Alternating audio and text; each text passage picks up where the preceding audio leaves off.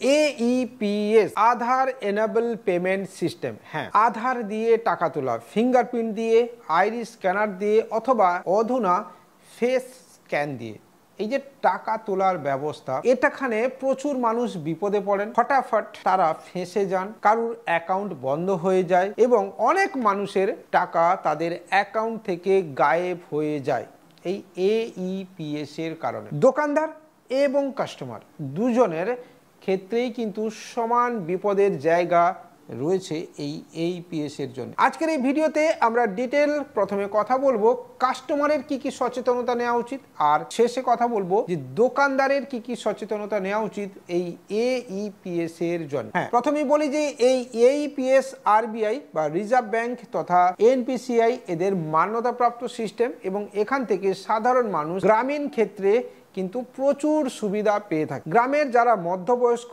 বা বয়স্ক বা একদম 20-22 বছর বয়স থেকে যে কোনো বয়সের মানুষ বা একদম যারা বার্ধক্য ভাতা বিধবা ভাতা পায়, তারা কিন্তু এই AEPS বা আধার এনেবল পেমেন্টের সিস্টেমের উপরে অনেকটা নির্ভরশীল। রোজ দিন তারা ডেইলি তাদের যে কাজ সেটা করে এবং সন্ধেবেলা মার্কেটে যে কোনো সাইবার ক্যাফেতে এসে তারা তাদের টাকা উইথড্রল করে। যদি আপনি একজন AEPS এর কাস্টমার হন, যদি আপনি প্রত্যেক দিন আধার দিয়ে টাকা তোলেন, যদি আপনার আধারের সঙ্গে মোবাইল নাম্বার এবং ইমেল আইডি বা নিদেন পক্ষে মোবাইল নাম্বার যোগ করা থাকে, তাহলে আপনি আপনার বায়োমেট্রিককে সুরক্ষিত রাখতে পারেন এবং সুরক্ষিত রাখার মাধ্যমে আপনি আপনার AEPS স্ক্যাম হওয়া থেকে নিজেকে বাঁচাতে পারেন। হ্যাঁ, এক্ষেত্রে কোনো কিছুই করতে হবে না, সিম্পলি আপনি আপনার মোবাইল অ্যাপে আধার অ্যাপ ডাউনলোড করতে পারেন এবং নিজের মোবাইল নাম্বার দিয়ে আধারে লগ ইন করতে পারেন এবং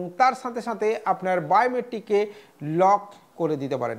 যখনই আপনার কোনো কাজের প্রয়োজন হবে উইদিনে 1 মিনিট OTPর মাধ্যমে বা যে কোনো দোকানে গিয়েও আপনি কিন্তু আপনার বায়োমেট্রিককে আনলক করতে পারেন। এই বায়োমেট্রিক লক এবং আনলক থাকাতে বা আনলকের খেলাতে যেটা আপনার সুবিধা হবে যে ফ্রডস্টার বা যারা ফ্রড করে আপনার অ্যাকাউন্ট থেকে টাকা হাতিয়ে নিতে চায়, তারা কিন্তু উইথড্রল করতে পারবে না। অধুনা আইরিস স্ক্যান এবং তার সাথে সাথে অবশ্যই কিন্তু ফেস অথেন্টিকেশন সিস্টেম দেওয়া হয়েছে। যদিও ফেস অথেন্টিকেশন বিটা টেস্টিংয়ের অপশন রয়েছে, অর্থাৎ বিটা ভার্সানে চলছে এবং আইরিস স্ক্যান বেশ কিছু পোর্টালেও অ্যাভেলেবল। তবে আইরিস স্ক্যান দিনের বেলা মানে আমাদের এই ভারতীয় উপমহাদেশে যেহেতু প্রচুর গরম রয়েছে, ঠিকঠাক কাজ অনেক সময় করে না। আইরিস যে স্ক্যানার রয়েছে তাকে পুরোপুরি একটা ব্ল্যাক পেপার দিয়ে মুড়ে ফেলতে হয়, তবে গিয়েই আইরিস স্ক্যানার কিন্তু কাজ করে। তো কাস্টমারের জন্য তো এই সচেতনতা, কিন্তু দোকানদার যারা AEPS রিটেলার, আমাদের সাইবার ক্যাফে বিজনেস ওনার, তাদের জন্য কি সিকিউরিটি ব্যবস্থা থাকা উচিত সে নিয়েও একটুখানি ডিটেল কথা বলা যাক। যারা সাইবার ক্যাফে ওনার রয়েছেন, যারা দীর্ঘদিন ধরে AEPS ব্যবসা করছেন, তারা প্রত্যেকেই জানেন যে AEPS হলো একটা ব্যাংকেরই একটা ছোট্ট অংশ। হ্যাঁ, যেখানে সে তার নিজের দোকানে বসে যে কোনো মানুষকে যে কোনো সময় কিন্তু টাকা প্রদান বা নগদ প্রদান করতে পারবে। তো এক্ষেত্রে যে AEPS দোকানদার রয়েছেন বা সাইবার ক্যাফে ওনার রয়েছেন বা রিটেলার বন্ধু রয়েছেন বা ডিস্ট্রিবিউটার বন্ধু রয়েছেন, তারা প্রত্যেকেই জানেন যেহেতু একটি ব্যাংকের কাজ, সেখানে রেজিস্টার মেনটেন করা কিন্তু অত্যন্ত জরুরি। হ্যাঁ, তারা প্রত্যেকেই কিন্তু খাতা মেনটেন করার চেষ্টা করেন, কিন্তু এখানেই হচ্ছে মূল সমস্যা। খাতা তারা হাতে লিখে বা এমনভাবে মেনটেন করেন যেটাতে ক্লিয়ার বোঝা যায় না এবং অনেক ক্ষেত্রেই তাদের কাছে 1 বছরের পুরনো খাতা বা কিছুদিন আগের উইথড্রল করার ডিটেলসও পাওয়া যায় না এবং এর ফলে সাইবার ক্যাফে ওনারা বিপদে পড়েন এবং তাদের হাত থেকে টাকা যায়, কারণ কাস্টমার অনেক ক্ষেত্রেই কিন্তু চার্জ ব্যাক লাগিয়ে দেয়। এই চার্জ ব্যাক কথাতে বলি যে কাস্টমার আজকের ডেটে এতটাই চালাক হয়ে গেছে বা ফ্রডস্টারেরা এতটাই চালাক হয়ে গেছে যে তারা জেনে বুঝে চার্জ ব্যাককে লাগিয়ে দেয়। এই চার্জ ব্যাকের হাত থেকে বাঁচার জন্য আপনি রেজিস্টার মেনটেনের সাথে সাথে আপনার CCTV ডিটেলস অর্থাৎ CCTV ফুটেজ রাখাটা কিন্তু অত্যন্ত জরুরি। তার সাথে বন্ধু এটাও বলবো যে রেজিস্টার আপনি মেনটেন করছেন সেটা ব্যাংক অ্যাপ্রুভ হওয়া দরকার। এক্ষেত্রে আপনি সমাধানের রেজিস্টার বুক মেনটেন করতে পারেন বা আমাদের থেকে কিনতে পারেন। মনে রাখবেন সমাধান হলো এমন একটা প্ল্যাটফর্ম যারা আপনাকে 15 টাকা 14 টাকা APS এবং 1 টাকা মিনি স্টেটমেন্টের জন্য কমিশন প্রদান করে থাকে। It's a NPCI listed company. ID আপনি সম্পূর্ণ বিনামূল্যে পাবেন এবং নিজের APS ব্যবসাকে এগিয়েও নিয়ে যেতে পারবেন। হ্যাঁ, কোনো প্রাইম প্যাক নেই, ক্যাশ ডিপোজিট সার্ভিস অ্যাভেলেবল, সাথে থাকছে one of the best recharge facility, এছাড়াও অন্যান্য পরিষেবা। তো চাইলে আপনি আমাদের সাথে আমাদের টিমের সাথে যোগাযোগ করতে পারেন। আর ভিডিও যদি এতক্ষণ ভালো লাগছে তাহলে আমাদের চ্যানেলটাকে একটুখানি লাইক করতে পারেন, সাবস্ক্রাইব করতে পারেন।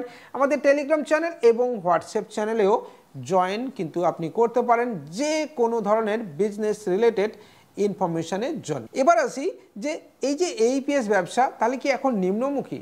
না, আজকের ডেটে দাঁড়িয়ে APS ব্যবসা আগে যেরকমই ছিল এখনও সেরকমই আছে। নতুন যারা বিজনেস করতে চাইছেন বা CSP নিতে চাইছেন, কাস্টমার সার্ভিস পয়েন্ট বা গ্রাহক সেবা কেন্দ্র, PNB, state bank, SBI, Punjab, যে কোনো ব্যাংকেরই নিতে চাইছেন, তাদের উদ্দেশ্যে বলবো যে গ্রাহক সেবা কেন্দ্র থেকে একটু পিছিয়ে এসে বা গ্রাহক সেবা কেন্দ্রের সাথে আপনি পাশাপাশি আপনি কিন্তু APS আইডি নিয়ে ব্যবসা করতে পারেন বা বিজনেস করা উচিত। আপনি যদি PNBর CSP নেন তাহলে শুধুমাত্র PNBরই উইথড্রল হবে, আউটফাস ব্যাংকের হবে না। আপনি SBI নিলে শুধু SBIরই হবে, আদার্স ব্যাংকের হবে না। আপনি ইউকো নিলে ইউকোর হবে, বরোদা নিলে বরোদার হবে বা অন্য যে কোনো ব্যাংকের। তাহলে বন্ধু আপনার যে কাস্টমার বেস আছে বাকি তারা যাবে কোথায়? তো এক্ষেত্রে আপনি আপনার নিজের নামে যদি CSP থাকে, আপনার ওয়াইফের নামে, আপনি কিন্তু APS আইডি স্বচ্ছন্দে, নির্বিঘ্নে এবং স্মুথলি চালাতে পারবেন এবং এক্ষেত্রে আপনি কিন্তু কোনো রকম কোনো সমস্যার সম্মুখীন হবেন না বন্ধু।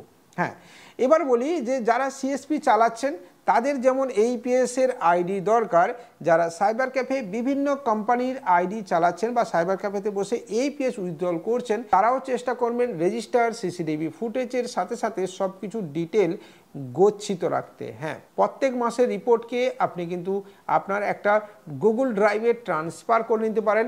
রেজিস্টার বুককে PDF এ কনভার্ট করে আপনি স্টোর করতে পারেন।